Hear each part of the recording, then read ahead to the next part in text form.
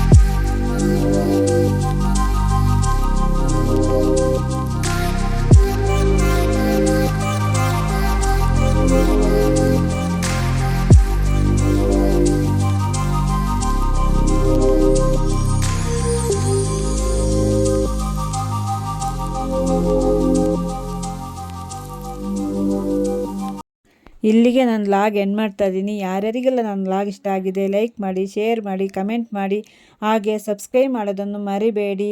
ಇನ್ನೊಂದು ಇಂಟ್ರೆಸ್ಟಿಂಗ್ ಇರೋ ಲಾಗ್ ಜೊತೆ ಸಿಗ್ತೀನಿ. Thank you for watching. Bye bye.